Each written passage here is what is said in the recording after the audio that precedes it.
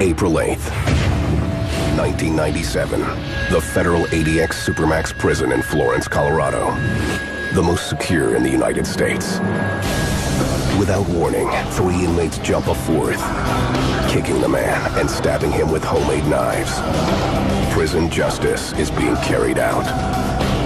The inmate being beaten has gotten himself on the wrong side of the Aryan Brotherhood, one of the most powerful and notorious gangs in the history of U.S. prisons. Their calling card is violence. Prison gangs are the top of the food chain. In the predator world, the criminal world, prison gangs make the rules. The Aryan Brotherhood is the Cadillac of white prison gangs. Its members live and die by a simple code: blood in, blood out. No one can put their hands on a brother or disrespect a brother. If they do, you kill them. In the brutal culture of prisons, violence is the norm. And for more than 4 decades, the Brotherhood has been among the worst offenders. Now, rarely seen video reveals the savagery of America's most murderous prison gang as former members spill their secrets. You had to be vicious. If you took a guy out and just butchered his ass in front of everybody, other people seen that and they didn't want it happening to them. Blood in, blood out, man. You gotta wet your steel. 40 years after its birth, the tentacles of the Brotherhood reach far beyond prison walls. The hand of the AV could reach out and snuff your life out.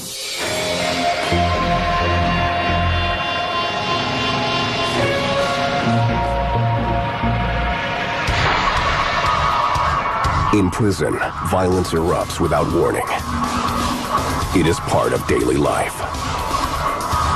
Most men would have a thought in the back of their mind as to whether they could take it, whether they could survive. When you go into prison, everyone's checking you out. In prison, eye contact is for only 2 reasons. Either we're in love or we're gonna fight. Violence got the message across like nothing else could. You could talk till you were blue in the face, but the thing they did understand, particularly in a controlled environment where you can't get away, is violence. At the heart of this brutality are the gangs that dominate American prisons. One of the most infamous is the Aryan Brotherhood. Though small in numbers and outmanned in the yards, Aryan Brotherhood members have carried out contract killings, dominated the drug trade, and intimidated the most notorious inmates to enter the system. We're talking about a whole bunch of personalities that are alpha dogs, okay? And they all want to be the biggest and baddest guy on the yard. They have huge egos. You make an example, and you do it publicly, in the light of day. If it comes to it, you'll run them down into the warden's office. You'll butcher them on the warden's desk. If the warden gets in the way, you'll butcher him too. His parakeet gets in the way, you'll kill that too. That's how the Aryan Brotherhood function, through terror. The Brotherhood's unequaled use of brute force has been a trademark throughout its history, which begins in the yards of California's oldest penitentiaries. This is Folsom Prison in Represa, California, just outside of Sacramento. It's home to about 4,100 inmates and one of the birthplaces of the Aryan Brotherhood. Built by convict labor in 1880, this was one of America's first maximum security prisons.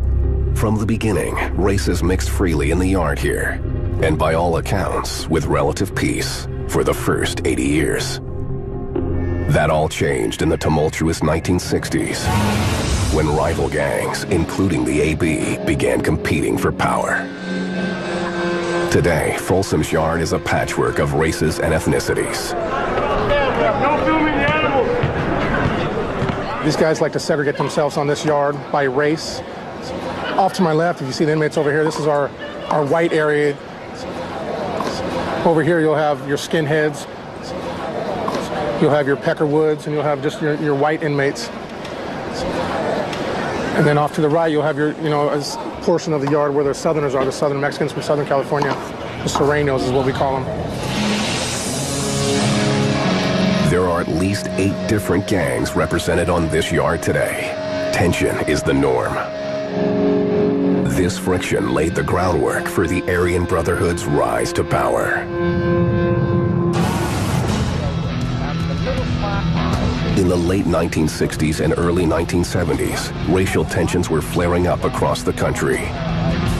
They would soon hit American penitentiaries. Behind prison walls, race riots took a particularly brutal turn. In this climate, groups like the Mexican Mafia, which modeled itself after the Italian Mafia, and the Black Guerrilla family, with ties to the Black Panthers, thrived. These gangs came together along color lines. And no one man can stand alone in the system. You got to side up with somebody. So usually side up by your race. And race is an especially strong thing in prison. If you want to hang out with a black guy, we're going to kill you. You're not going to hang out with those guys and work out with those guys, we're going to kill you. You know, everybody sticks to their own.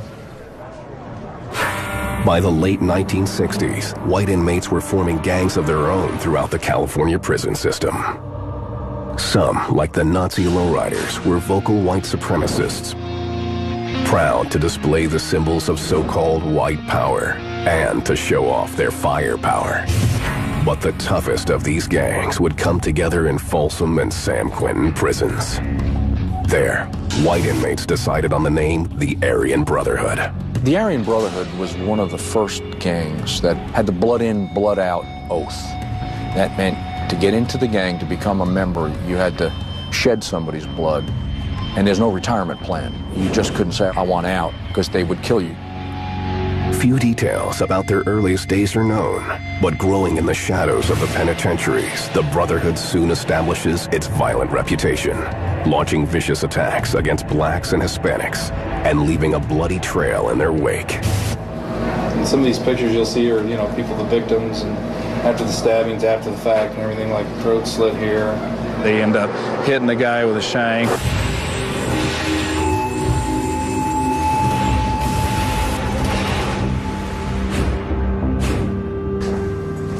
Some of these crude but deadly weapons have been preserved in the Folsom Prison Museum. By 1970, the Aryan Brotherhood was a force within the 30-foot-high walls of Folsom. The gang managed to stay off the radar of prison officials, but it was eyeing new talent. 3 decades ago, Michael Thompson was a young inmate landing in the state pen for the first time, serving a life term for murdering a drug dealer. New inmates are called fish, and Thompson was a big one, standing 6'4" and weighing 285 pounds. I had huge gills, green gills, and was extremely naive about the way things were and how things operated. Well, this is the big house. And this is where the big boys play. Soon after he arrives at Folsom, Thompson is called out by members of the Black Guerrilla family. He's told to come to the yard prepared to fight. I cut myself a piece of metal and I made a knife, and it wasn't a very good knife. And you have to keister stash this. You have to secrete it in your rectum. So I'm standing out in the yard trying to bring this knife out of my rectum, and it's not coming. Finally, I have to lay down on the ground and start rubbing my stomach. Thompson is able to remove the blade and attack his opponents, leaving one badly wounded. When you engage in what we're talking about here, a knife fight, and you're driving up on a man and you feel that knife enter his body, and that air comes out of him, and you feel that energy drain, it changes your life forever. I don't care who you are. Thompson says he is soon approached by a man named T.D. the Hulk Bingham. Bingham is one of the leaders of the Aryan Brotherhood at Folsom. He is impressed with Thompson's size and fighting skills. My naivete prevented me from understanding what was occurring here. These were the heavies of the Aryan Brotherhood, and they wanted me to join their group. Thompson takes the brothers up on their offer. That means a crash course in the ways of the Brotherhood and its means of maintaining power. They called me Young Mike back then. And they look to build you up. They look to take and set you up like this and make you feel good, make you feel proud, make you feel like you're a part of. And of course, all of us are looking for that, particularly in prison. The men of the Brotherhood are branded with tattoos like these, showing their loyalty to the gang. Nazi swastikas, SS lightning bolts, and Viking symbols. But the most powerful symbol of an Aryan brother was the shamrock, often drawn with the numbers 666 woven into it. The shamrock was used by St. Patrick in Ireland to teach the Druids the Trinity. The 666, of course, is the beast of Scripture. So the 666 within the shamrock was to represent an organization that was diametrically opposed to everything that St. Patrick taught by way of Catholicism or otherwise. The gang had other nicknames: AB, Alice Baker, The Tip, 1-2. But the most common was the brand, taken from Western novels by Louis L'Amour. A lot of them were fascinated by the outlaws that existed in the Wild West period. And those outlaws would fight for a brand, for the brand that their rancher had on the cattle. So their nickname, because they were this gunslinger attitude, was the brand. Thompson and the brand were only beginning their violent reign through America's toughest prisons. No one was safe, not inmates or even corrections officers. The brand attacked anyone who stood in their way. It was extreme, it was extraordinary. It was unlike anything that you saw anywhere else. When you killed a man, you cut his head off and kicked it down the walkway to instill fear in individuals.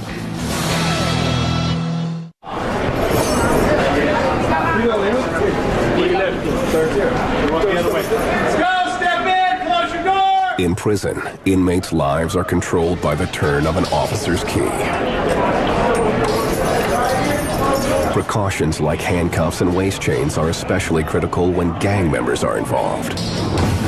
Gangs like the Aryan Brotherhood have made escape from restraints into an art form. Any convict worth his salt is going to have access to a handcuff key, anything that can open a set of handcuffs. An inmate showed me, an Aryan Brotherhood guy, that you could put it in your nose and sniff it up, and it goes into your nasal cavity. So guards can search you all they want and never find it. It's just something as simple as a comb. You got the ratchet on the cuff itself, and that's all you're simply doing is releasing the ratchet on the cuff. So you can do that. See the corner of the comb here? You got the cuffs on, and you just take and you slide that down in behind the ratchet, and it releases it. That's why guards are instructed to always double lock their cuffs. So cuffs aren't really a restraining device, they're just a temporary deterrent. They give you a few seconds to react to them coming out of those cuffs. Techniques like these have allowed inmates to take violent revenge on enemies, despite the presence of handcuffs, guards, and guns. They also allowed the Aryan Brotherhood to dominate prisons for decades, and gave them such power that the most feared man in America came to them for protection. 1972.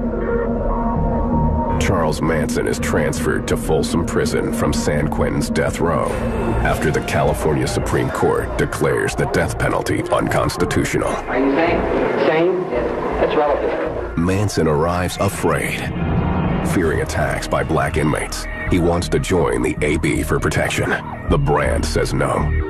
Despite their violent reputation, the Aryan Brotherhood does have a code of honor. The crime that Manson committed were offensive to the Aryan Brotherhood. Sharon Tate had a baby in her body. That is one of the rules. You don't kill children. You don't kill innocent people. Even with their contempt for his crimes, Michael Thompson and the brand look at Manson and see dollar signs. Thompson says they began using Manson's cult of women followers to smuggle in contraband. So you keep Charlie close and you keep him under your wing and you keep him protected because you have access to his girls who have access to the weapons and things that you want, including drugs. The Brotherhood's smuggling operation is almost derailed. Michael Thompson claims Folsom officials installed metal detectors, but he says he found a way to beat them using a special weave of electrical tape. So I had them wrap these weapons with this specific weave and secrete them in their vagina and come into Folsom and visit us and give them to us in the visiting room. And then we would keister stash them and erect them and take them back in. Pretty soon we were fighting with buck knives as opposed to old scrap iron off the bunk. By the mid-1970s, the brand began extending its reach out of the California prison system and into the federal system. Some of them deliberately committed federal crimes, and then they did that on purpose to continue their recruiting in the federal system. The most popular was bank robbery. Inmates carry the brand to hardcore pens like Leavenworth in Kansas and the nation's highest security federal penitentiary in Marion, Illinois.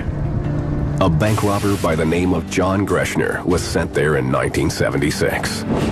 Born in Minnesota, he has spent most of his life in juvenile halls and prisons, including a 20-year sentence for armed robbery. I'm an outlaw, man. I'm involved in criminal activity. That's what I do. My forte is armed takeover robberies. I mean, that's my bread and butter. But I do a lot of things. I sell dope, I run guns, I do whatever, wherever there's money. That's what I would do. Soon, Greshner is introduced to brand members streaming into the system. He is wooed by Barry the Baron Mills, a commissioner and one of the highest-ranking members with the federal section of the AP.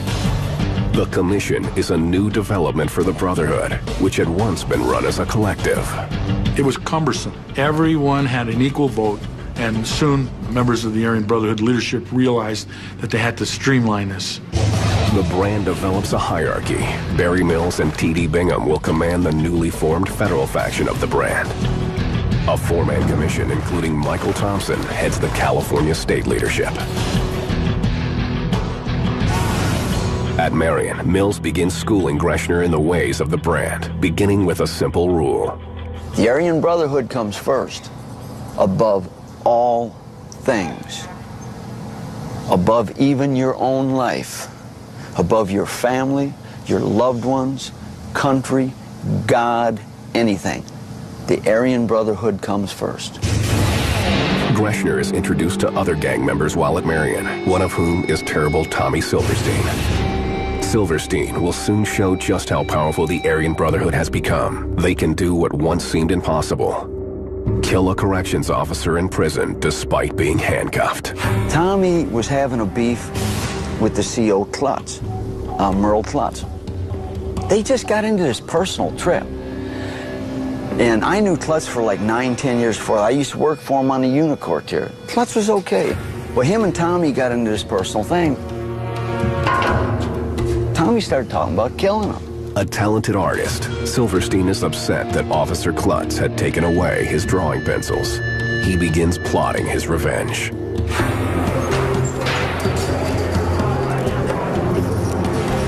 On October 22nd, 1983, Silverstein is led from his daily shower to his cell by Klutz and two other guards.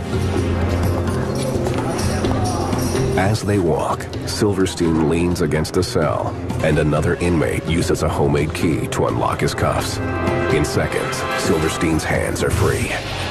He pulls a 10-inch blade from the waistband of his accomplice and turns on Officer Klutz.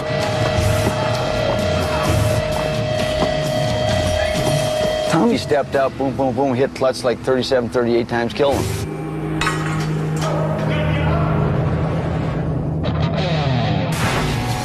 A few hours later, in another part of the prison, AB member Clayton Fountain pulls the same move, stabbing 3 guards, killing 1. And his answer to why he did that was, I didn't want Silverstein to have a bigger body count than me. It was the first time in the history of the federal prison system that 2 guards had been killed on the same day. And it happened in the most secure prison in the U.S. The message was clear: no one can stop the brand. They are going to continue to kill, even from their isolated cells within the prison system. There's no safe place. For some inmates, the battles that erupt in the yard are a means of revenge, an expression of brute force. For the men in the Aryan Brotherhood, or AB, this violence was part of something bigger. And in the 1980s, they began to see themselves as more than just racist thugs. They envisioned building a criminal enterprise that would conduct white-collar crimes like ID theft and extortion. Still, in 1983, there were only about 100 AB members in the California prison system, out of around 35,000 inmates. They controlled prisons in part through intensive training. The Brotherhood immersed its new recruits in the way of the brand, supplying reading lists, prepping them for battle, and instilling in them a warrior mentality. They read Nietzsche, Sun Tzu, Art of War, The Prince, Machiavelli. These guys read these things. They're intelligent people. You had to be, if not smarter than everybody else, you damn sure had to seem smarter than everybody else. Bob Overton first heard of the Aryan Brotherhood while he was in prison in Oklahoma, serving a life sentence for murder. I would see these guys and I'd say, yeah, well, you know, they're smart, they're personable, they're in top shape, good physical condition, they're strong, command respect. Well, you want to be like that.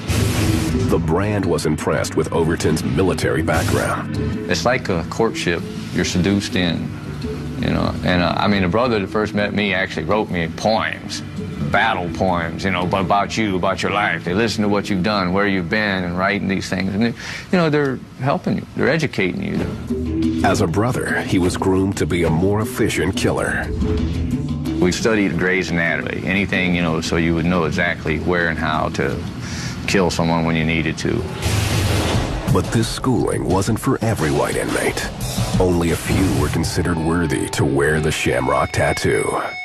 I could get 20 guys that been in the fire, been on those battlefields, and you could get 1,000 guys that are just scrap, just dudes talking the talk but not really walking the walk, and them 20 guys will just decimate them. In the 80s, though, as the Brand's power increased, this warrior culture was threatened. A rift developed within the Brotherhood. The trouble began when the Brand began to enforce its rules with hits not just on inmates, but on those outside prison walls. 1983, Southern California. The AB is seeking payback against an inmate named Steve Barnes. He snitched on a fellow Brand member and agreed to testify against him. They can't get to him, so they have Barnes' father killed instead. That sent a message that, you know, if you don't toe the line for us, if we can't get you, we'll get your family. Their policy prior to this had been it was okay to kill another convict. It's not okay to kill somebody's children or parents. So a split occurred. Richard Valdemar, working with the LA County Sheriff's Department, hears of this split and sees an opportunity. Over the next 10 years, Valdemar and other law enforcement officials approached several Brand members. Some of them agreed to talk. They would have came after my mother, my grandmother, those people that I cared about. So here I am. In these once confidential videotapes, the men say that the AB are not just going after enemies, they're going after too many of their own. They'll kill me whenever they get a chance. The leader who is most upset with the shift in philosophy is Brand Commissioner Michael Thompson. It may sound a little bizarre to say that, you know, there are values and ethics associated with even a criminal enterprise. Thompson is still troubled by the decision to murder Steve Barnes' father, a civilian. When that first came up, it was let's kill his child, let's kill his wife, let's kill his mother and his father. So whoa, whoa, whoa, do you hear yourselves? This is what being a warrior is about to you? So I said, I'm gonna step away.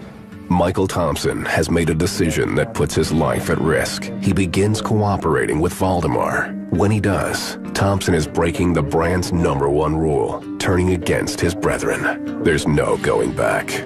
As seen in these tapes, Thompson spills the secrets of the Brotherhood's inner workings. You had either just the Shamrock, just the AD. Oftentimes you'll see all this, or part of it, camouflaged into other tattoos. Okay, Say if you have a collage on your arm. Correct. If you look, sometimes you'll see 3 6s collaged in. And those are the type of things you want to look for. Then I would lecture about how to beat the metal detector, about the philosophy and psychology associated with gangs in general, about how to make a weapon, about manipulation of staff, things like that. During the debriefings, Thompson makes a startling admission. The Brotherhood's focus was changing from being a gang that ruled through terror to using terror to make money. We saw the Hells Angels doing it. We saw them making money. We saw the Mexican Mafia do it and making money. Why shouldn't the Aryan Brotherhood? And despite this rift, the Brand did make money. The gang was expanding into new kinds of crime, including armed robbery and prostitution, all from inside prison. We started approaching it from the idea of a business, and that had value, and I understood that. So we began to restructure the organization. By the early 90s, the Brand was running drug trafficking rings inside the country's most notorious prisons.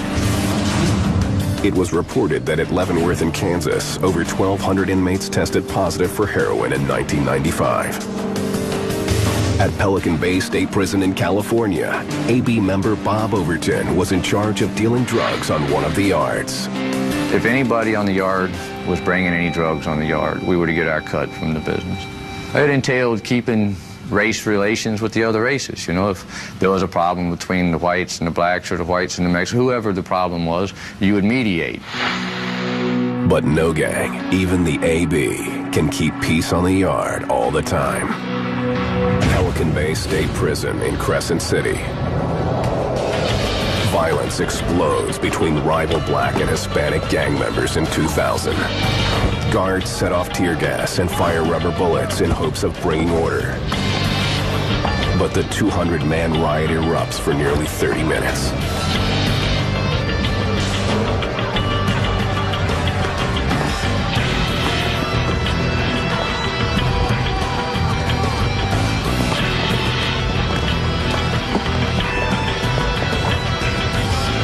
Dozens of inmates are injured, and one is killed, mortally wounded by a prison guard's gunshot.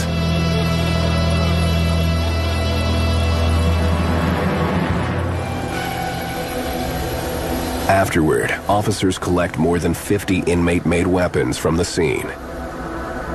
It was one of the most violent riots ever to erupt at Pelican Bay. For the Aryan Brotherhood, this kind of disorder only disrupted business. We weren't looking to have wars out there because that would take the program from us. It would slow any business down that was coming in. Getting drugs into a maximum security prison is no small task, so the Brotherhood used every possible means at its disposal. Oh, drugs come in a lot of ways. Drugs come in through visiting rooms, drugs come in through cops. And it's lucrative. It's a lucrative market. Often, the Brotherhood relied on third parties who weren't known gang members so they could receive drugs more easily. What I do is I use cutouts.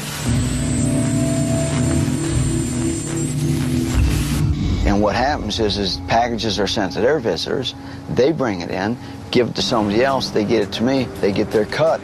And then I don't even deal it either. I mean, I don't get involved in distributing, sales, or anything. I get it to somebody else, they chop it up, paper up, all that. They get so much. For every so many they sell, they get so much of the proceeds and all that, and everybody else handles it. Narcotics help fund the criminal enterprise, as did their protection racket. And the brand would watch over one of America's most notorious crime bosses. Little did he know that he was being set up for a high-priced shakedown.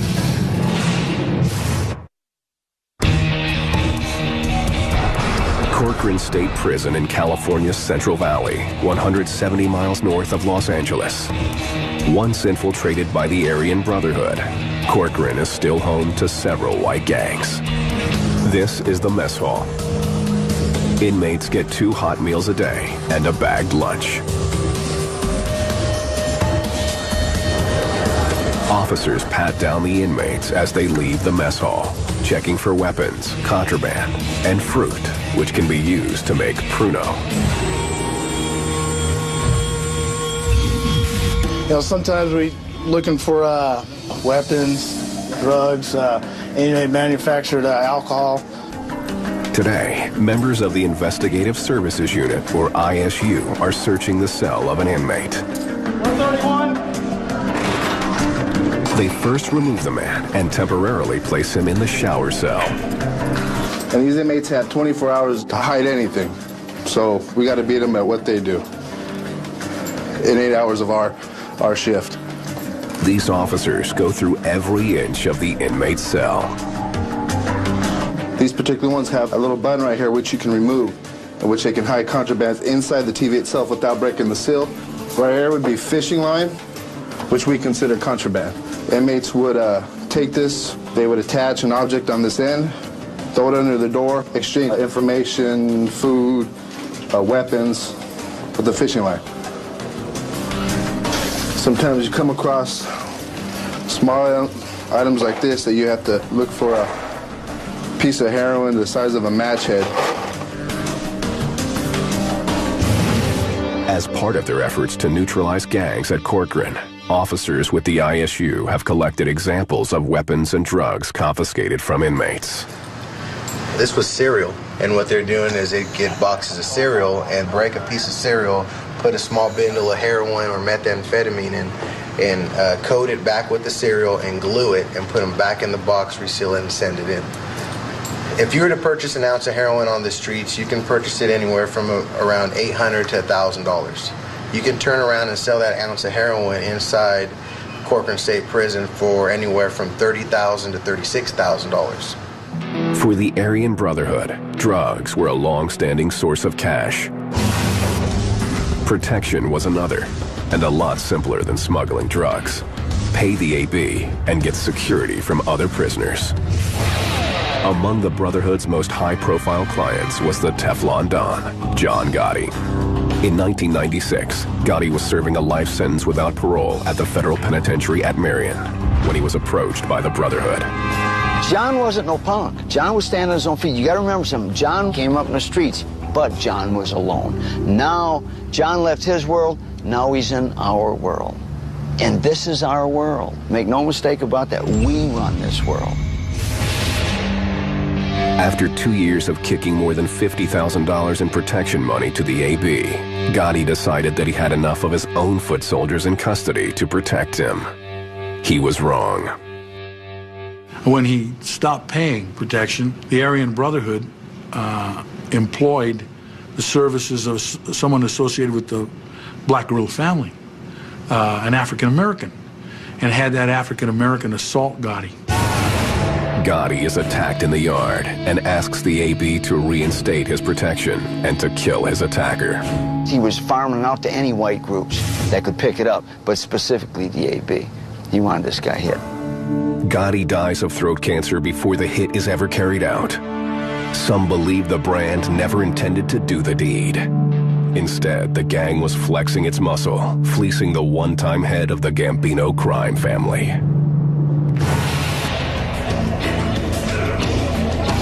Underlying the Brotherhood's operations is a complex system of communications. At Corcoran, officers John Lunas and David Gomez monitor and disrupt the chatter between gang members. What we have here is what we call kites. And what they do is, these are a means of communicating. Well, the reason why these particular kites are in an envelope was that because these kites were transported from another institution in a rectum of an inmate. But they don't write one kite. If one guy comes down, it's not like we send one letter. They'll send 4 or 5 or 6 different of the same notes. That way, if we catch one, the chances are out of one of those 5 or 6, one's going to get to the guy. Another means of communication dates back decades. So I'd get on the phone, talk to him through the toilet. You pump the water out of the toilets, and you talk through the pipes. It's just as good as Ma Bell. I mean, so we get party lines and everything going. It's all cool, right? They also send messages written with invisible ink. I used to be called hit and miss, the old slang term hit and miss, which meant piss. Literally piss, urine. And you write in it, and when you heat it up, it turns brown. But the most complex correspondence for the AB is drawn from a 16th century philosopher named Sir Francis Bacon. The Baconian or biliteral cipher is a complicated code using 2 different alphabets to mask a single message. Printed letters are assigned an A, while letters written in cursive are given a B. The different combinations of A's and B's represent letters of the alphabet. In this code, BBBAA equals the letter C, while AAABB represents the letter O. The result, confirm message. These codes kept the Aryan Brotherhood alive for decades. They also helped the federal government bring the most wide-ranging indictment ever against them. November 1998. Racial tensions boil over at the ADX Supermax in Florence, Colorado. Aryan Brotherhood leader T.D. Bingham joins this fistfight against members of the D.C. Blacks prison gang. This prison surveillance video would come back to haunt Bingham. In March 2006, it became evidence against him in federal court as he stood trial for murder and conspiracy with 3 other members of the Brotherhood's leadership. It was the government's attempt to punish a group of self-avowed outlaws who were already behind bars. But this time, they would face the most severe punishment: death by lethal injection. For decades, prison officials tried to break up the Aryan Brotherhood and failed. Now, prosecutors turned to a federal racketeering statute known as RICO. Under it, any member of a criminal organization would be liable for any crime that the organization carries out.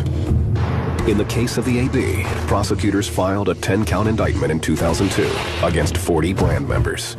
Everything from extortion and drug dealing to multiple murders.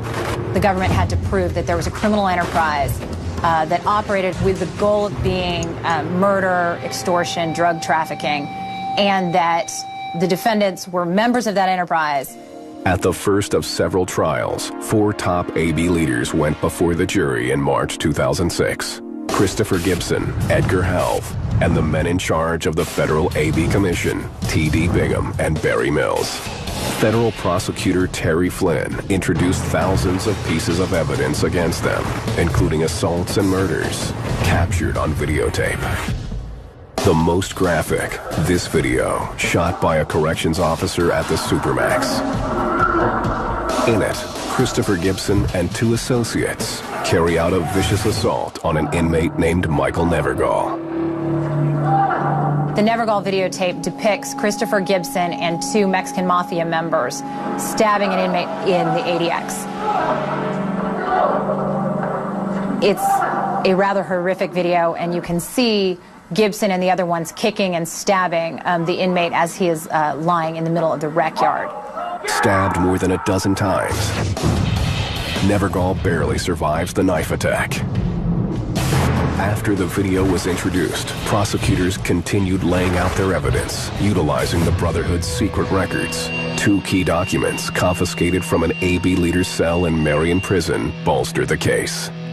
They're what I like to call the mission statements of the Aryan Brotherhood. Documents that detail how the Aryan Brotherhood will operate. This one, written in 1993, reveals the intricate details about the brand. First, it clearly states the AB's intention. Our primary goal is to transform us from a dysfunctional prison gang into a viable and productive criminal organization. Then, it lays out the structure of commission, counsel, businessmen, and enforcers. Finally, the document reveals the gang's pledge.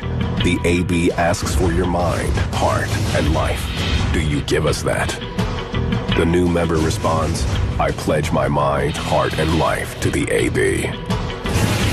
Then, prosecutors turn the brand's own secret communication against it. They present the most damning evidence, a letter written in the complex biliteral code. It begins with the word Bubba and appears to congratulate an AB member on the birth of a baby.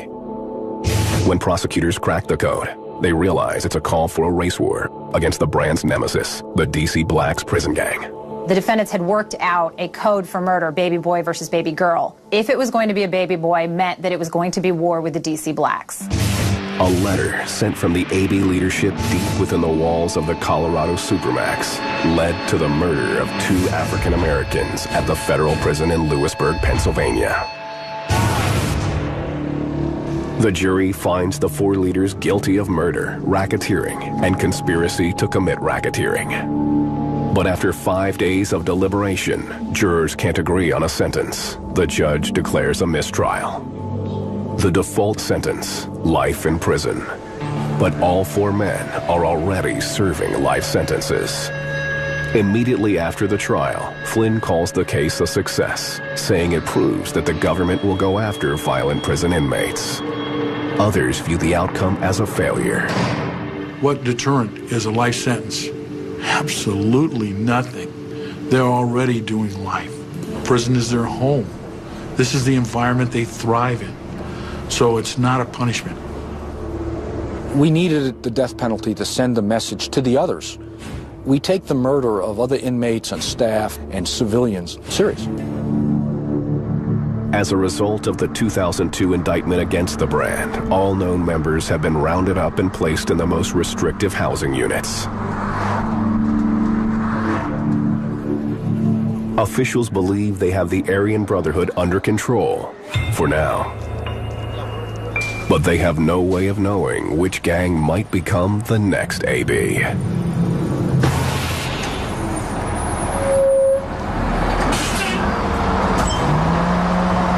Today, a bus full of inmates pulls up at Corcoran State Prison, one of California's most secure penitentiaries. These men are the newest arrivals. They're about to experience how the state is working to control prison gangs. Their destination is the Secure Housing Unit, or SHU. Yeah, it's for the bad guys, meaning that they got in trouble somewhere along the line inside of the prison. So now we need to further secure them even more. To earn your way into the SHU, you've either assaulted someone in the general population, are a known gang member, or both. A lot of gang members in the SHU? Probably the majority of them.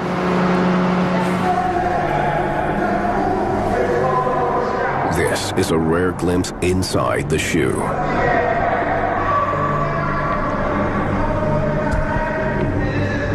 A prison within a prison, it's where the most problematic inmates are housed.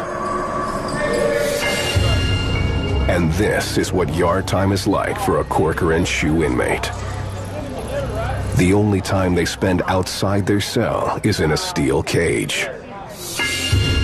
Less human contact means less likelihood of murders and other crimes. You're looking at it, you know what I mean? We get about 3 hours out here every other day.